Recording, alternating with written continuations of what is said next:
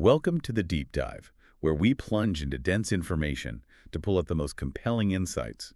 Imagine you're preparing for a meeting, but instead of corporate strategy, our mission today is to navigate the dramatic landscapes of three of William Shakespeare's most renowned tragedies. Precisely. You've handed us the complete text of Othello, King Lear, and Macbeth.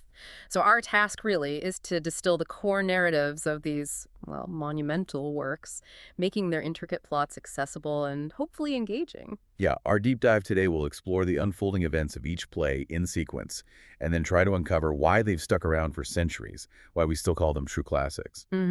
What fundamental truths about, the human condition do they reveal that still resonate with us today? It's a fascinating challenge, definitely. Okay, let's unpack this. Let's start our journey with the tragedy of King Lear.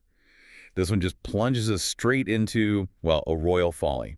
We meet King Lear. He's an aged monarch, and he makes this fateful decision. Right, to divide his kingdom among his three daughters. But not just divide it, no, he bases it on their public declarations of love. Which sounds, I don't know, almost charming on the surface. But yeah, it sets the stage for utter catastrophe. It absolutely does. His two eldest daughters, Goneril and Regan, they quickly launch into these extravagant, almost sickeningly sweet speeches of devotion. Total flattery. But his youngest, Cordelia, the one he supposedly loves most, she just responds with a quiet, truthful nothing. It's such a powerful moment, isn't it? It really shows that stark contrast between, superficial flattery and genuine understated love. And Lear, in his, I guess, blinding pride and fury, he just cannot bear this honesty. He disowns Cordelia right there on the spot. Yeah, and banishes his loyal Earl of Kent just for daring to speak up for her. He famously warns him, "Come not between the dragon and his wrath." So what's really at play here? Is it just pure arrogance, or is there something, I don't know, deeper going on with Lear's rashness? It's a profound cocktail of both, wouldn't you say? It's definitely the arrogance of absolute power, but maybe also a deep-seated insecurity, like he needs that external validation. That makes sense. This moment isn't just about a king losing his temper. It's a chilling reminder of how pride can blind us to genuine affection, shattering trust in an instant. Yeah. But Cordelia, she finds this unexpected fortune. Right, she does. Despite having no dowry now, the King of France recognizes her true worth. He's willing to marry her, proclaiming, "Fairest Cordelia, that art most rich being poor, most choice forsaken, and most loved despised." Wow. So she leaves for France, heartbroken, obviously, but the consequences of Lear's actions back home are, well, just beginning. Oh, they unravel fast and mercilessly. Goneril and Regan, now they've got their share of the power, they quickly show their true cruel natures. They immediately start diminishing Lear's retinue, disrespecting him, treating him like a burden, not a king. Exactly. And their cruelty escalates shockingly fast. Regan especially seems to take this almost sadistic pleasure in treating him badly. Didn't she support putting Kent in the stocks? Even though Kent was still loyal, just in disguise. She did. "Till noon.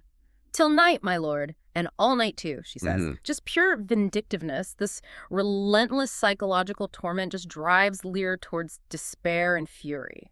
His descent into madness is, it's absolutely heartbreaking to follow. You hear that famous curse on Goneril, how sharper than a serpent's tooth it is to have a thankless child. And eventually he flees into that terrible storm. His sanity just erodes further, right? Declaring himself a man more sinned against than sinning. It's such a powerful image, isn't it? A man stripped bare, facing the elements, mirroring the storm inside his own mind. And all through this, the fool stays with him. Yeah, the fool. Yeah. Offering this poignant, almost prophetic commentary. He really acts as Lear's conscience, doesn't he? Reminding him, "Thou hadst a little wit in thy bald crown when thou gavest thy golden one away." Cuts right to the heart of it. It really does. It highlights that sometimes the most profound wisdom comes from, unexpected places. But Lear's story isn't the only tragedy unfolding here. Shakespeare masterfully weaves in this powerful parallel subplot. The Earl of Gloucester and his two sons. Yes. Edmund, the illegitimate son, and Edgar, the legitimate heir. It's almost a mirror image of Lear's family drama, isn't it? It's uncanny. It shows how easily deception can poison even the closest relationships. And Edmund is a master manipulator. He cunningly schemes to disinherit Edgar using forged letters, lies. He totally plays on his father's credulity. He knows his father's too trusting. Exactly. He even says a credulous father and a brother noble whose nature is so far from doing harms that he suspects none. It's a stark warning about how vulnerability to manipulation can be its own kind of tragic flaw.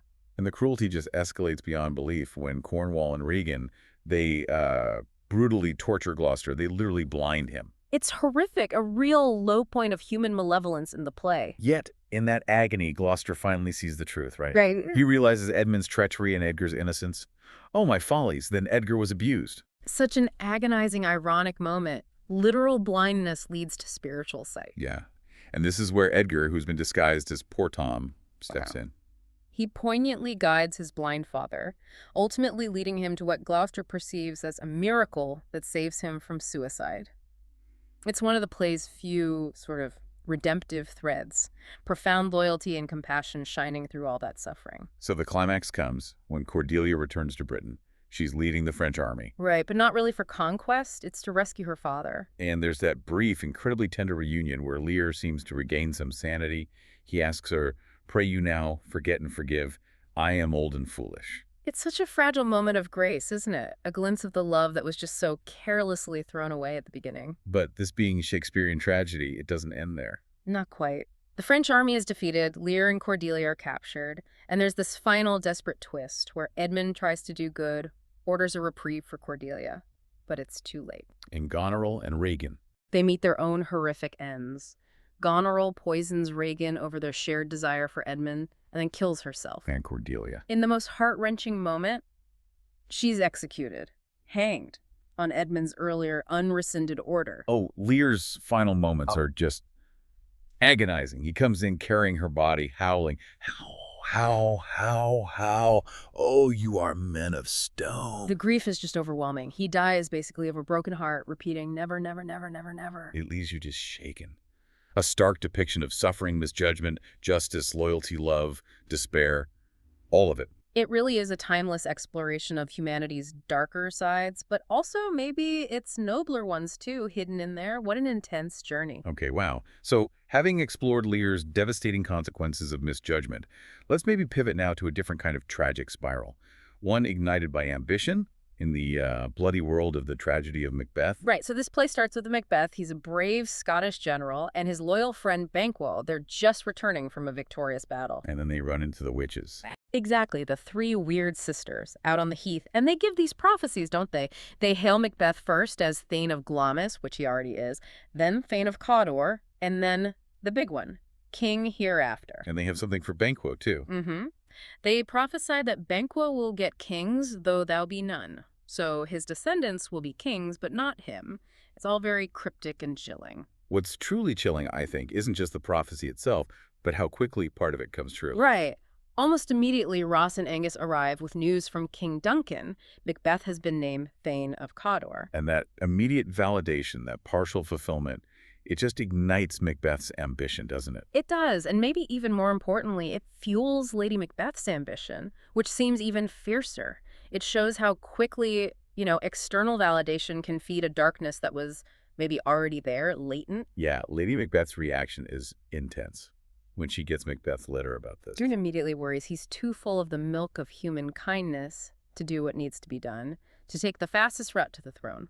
And then she gives that terrifying speech, invoking spirits to unsex me here and fill her with direst cruelty. Absolutely. She wants to ensure the regicide, the murder of the king, happens. She's leaving no room for doubt or compassion, basically sacrificing her own nature for power. So the descent into tyranny is pretty swift and brutal after that. King Duncan arrives at their castle. Trusting, honoring Macbeth, completely unaware. Macbeth hesitates initially. He has doubts. He does, but Lady Macbeth really pushes him, goads him, questions his manhood, and her pressure overcomes his qualms. He commits the murder, and immediately the guilt, the paranoia, it just consumes him. Right. He hears that voice crying, Glamis hath murdered sleep, and therefore Cawdor shall sleep no more. Macbeth shall sleep no more. It's the psychological fallout that really grabs you. The cover-up starts right away, too. Macduff discovers the body. And Macbeth, pretending to be furious, kills the king's guards, the grooms, to silence them. Very convenient. And Duncan's sons, Malcolm and Donalbain, they flee. Wisely. Which makes them look guilty, of course. But Macbeth's fears aren't over. He remembers the witch's prophecy about Banquo's kids becoming kings. So he orders Banquo's murder. Yes. Though, crucially, Banquo's son, Fleance, escapes. That's a critical loose end for Macbeth. And this leads to that incredibly unsettling scene at the banquet. Ah, Banquo's ghost. Yeah. Its appearance, visible only to Macbeth, is just this stark manifestation of his unraveling sanity. He's shouting at an empty chair, "Avaunt, and quit my sight! Let the earth hide thee!" It's not just a ghost story. It's like we're seeing inside his tormented mind. Exactly. So, driven by this growing paranoia, Macbeth goes back to the witches. And gets more prophecies. More ambiguous ones, yeah. He's told none of woman born shall harm Macbeth. And also that he won't be vanquished until great Birnam Wood to high Dunsinane Hill shall come against him. Which sounds pretty impossible. He must feel invincible after that. He seems to. And misinterpreting these prophecies feeling secure, he commits another ruthless act, ordering the murder of Macduff's wife and children. Just brutal. But the fall is coming, isn't it? Lady Macbeth starts to break down too. Oh, definitely. Tormented by her guilt, she starts sleepwalking, trying to wash imaginary blood from her hands, muttering, "Here's the smell of the blood still. All the perfumes of Arabia will not sweeten this little hand." Her death is reported later, almost as an afterthought. It's clear the guilt just consumed her. Meanwhile, Malcolm, Duncan's son, and Macduff, now seeking revenge, they lead an English army against Macbeth. And they have that clever strategy with Birnam Wood. Yes, cutting down branches to disguise their numbers as they approach Dunsinane. So Birnam Wood does seemingly come to Dunsinane Hill, fulfilling the prophecy in a way Macbeth never imagined. Brilliant, dramatic irony. Macbeth makes his last stand, defiant, but increasingly isolated in his castle. Right, and in his final showdown with Macduff, that none of woman-born prophecy gets chillingly undone. Because Macduff reveals. He was from his mother's womb, untimely ripped. Caesarean section, not technically born in the usual way. Wow, that line always gives me chills. It's a fantastic twist. So Macduff kills Macbeth, ending his tyranny. Malcolm is hailed as the rightful king of Scotland. It's such a gripping exploration of ambition, guilt, the supernatural, violence, retribution. Just so much packed in there. Profoundly impactful, absolutely. Okay, finally, let's turn to the tragedy of Othello, Moor of Venice. This one feels, I don't know, maybe more intensely personal, a devastating story of love, trust, and ultimate destruction. It really is. We start with Othello, the respected Moorish general in Venice, who has secretly married Desdemona, a beautiful Venetian noblewoman, daughter of Senator Brabantio. And maybe we should just quickly touch on that term Moor. In Shakespeare's time, it generally referred to someone of North African or maybe Middle Eastern descent, often with dark skin. It adds this crucial layer of otherness right from the start. It absolutely does. And it becomes central to the tragedy. This secret marriage immediately lights the fuse for Iago's malice. Right, Iago, Othello's ensign, his junior officer. And he hates Othello deeply, primarily because Othello promoted Michael Cassio over him. So his first move is pure venom. Pure venom. Inciting Desdemona's father, Brabantio, using these crude, racist images about Othello and Desdemona, shouting about, "An old black ram is topping your white ewe." It's a calculated attack, playing directly on prejudice. Brabantio is enraged, obviously, accuses Othello of witchcraft, right? Thou hast enchanted her. He can't believe his daughter would choose Othello otherwise. But Othello gives this incredibly eloquent defense to the Duke and the senators. Explaining how Desdemona fell in love with his stories, his life, his struggles. I saw Othello's visage in his mind, he says, not magic. It's a powerful testament to their bond. And then Desdemona herself confirms it, powerfully declaring her love and duty to Othello, choosing him over her father. "Let me go with him," she insists. So the Duke sanctions the marriage, and Othello is sent to Cyprus to command the Venetian forces against the Turks. Right, accompanied by Desdemona, Iago, and Iago's wife, Emilia, who is Desdemona's attendant. This seems like a moment of triumph, maybe, but it's really just setting the stage for Iago's cruel game. Once they get to Cyprus, that's when the web of lies really starts spinning. Oh, yeah. Iago's soliloquies, where he speaks directly to the audience, reveal his intricate, multi-layered plan, basically convince Othello that Desdemona is cheating on him with Cassio. So his first move is targeting Cassio. Exactly. Gets Cassio drunk, engineers a brawl, gets Cassio demoted. Iago smugly says, "I'll beat the knave into a twig and bottle." It's just masterful manipulation, isn't it? Diabolical. Truly. And then he uses that handkerchief. Ah, the handkerchief. It's Yeah. so important. A special gift from Othello to Desdemona. Iago uses it as the crucial piece of proof. How does he get it? He gets his wife, Amelia, to steal it for him. She doesn't know his full intent. And then he plants it in Cassio's lodging. Such a small thing, an innocent object becoming this devastating weapon. It shows how easily trust can be manipulated, how evidence can be manufactured. And as Iago keeps dropping these insidious suggestions, planting seeds of doubt, manipulating conversations, Othello's mind just gets slowly, agonizingly poisoned. You witness this tragic descent, don't you? From a noble, confident general to this tormented, rage-filled man consumed by jealousy. He laments, "My heart is turned to stone. I strike it, and it hurts my hand." It's chilling to watch him crumble, just completely lose himself. And the tragic conclusion is swift and devastating. Othello confronts Desdemona. He's completely convinced of her guilt by now. Despite her desperate pleas of innocence, crying, "Oh, falsely murdered." Despite everything, he strangles her in their bed, an act born entirely of delusion, fueled by Iago's relentless lies. But the truth has to come out. It does. Amelia, Iago's wife, discovers the murder. And despite Iago threatening her, she courageously reveals his villainy, exposing the whole plot and Desdemona's innocence. She proclaims, "I will be hanged if some eternal villain have not devised this slander." King Iago murders her for exposing him. A final, horrific act of self-preservation that completely unravels his scheme. Othello's realization must be horrific. Agonizing, he cries, "O thou Othello, thou wert once so good." Overwhelmed by despair, remorse, the horror of what he's done, he kills himself. Calling himself an honorable murderer, if you will, for naught I did in hate, but all in honor. Trying to reclaim something. Perhaps a final, desperate attempt to make sense of his actions, to reclaim his lost honor, even in death. And what happens to Iago? He's captured. But in a final act of chilling, defiant malice, he refuses to explain why he did it all, just says, "Demand me nothing. What you know, you know." He's sentenced to torture, leaving his pure malevolence disturbingly unexamined. Wow. It's such a profound exploration of jealousy, manipulation, trust, prejudice, the destructive power of suspicion. Leaves you thinking about human vulnerability, definitely. And human malevolence, too. Oh. A powerful, unsettling dive indeed. So as we reflect on King Lear, Macbeth, and Othello, it's kind of striking how these plays, written centuries ago, still hit so hard. They definitely explore common threads of human experience, don't they? Like betrayal seems huge in all of them. Absolutely. In Lear, you get that raw, visceral betrayal within the family daughters against father, which just shatters everything, the kingdom, the family itself. Right, and then in Macbeth, it's the ultimate political betrayal, isn't it? A general betrays his king, his friend, which spirals into tyranny. And Othello gives us that incredibly intense, intimate betrayal, or the belief in betrayal destroying a marriage, a love, a life.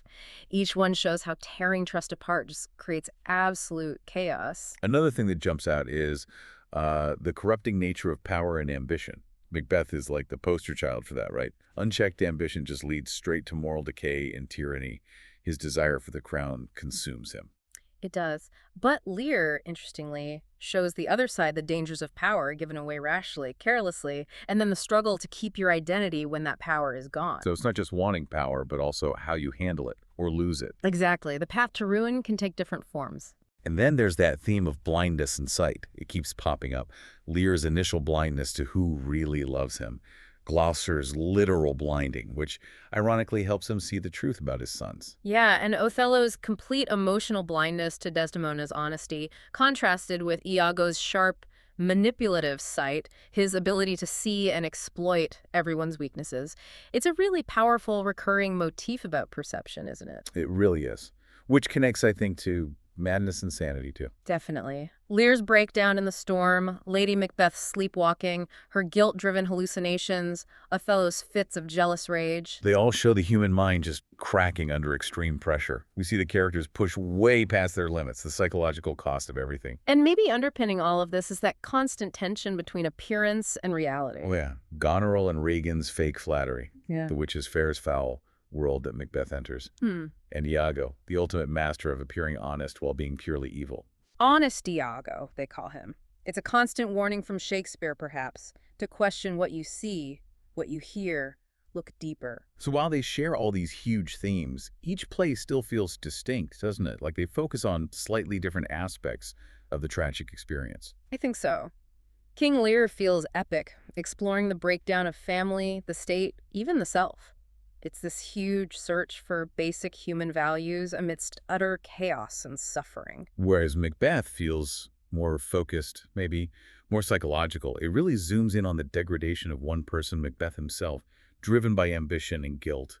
And the supernatural element is much stronger there, too. Right, it's a chilling character study, and Othello feels the most intensely personal, perhaps. A domestic tragedy, really, focused on love, trust, jealousy, manipulation within this intimate relationship. With those added, really uncomfortable layers of racial prejudice woven in. Exactly, adding complexity to Ago's manipulation and Othello's vulnerability. So stepping back, what can we still learn from these plays today? I mean, they're old, but They feel incredibly relevant.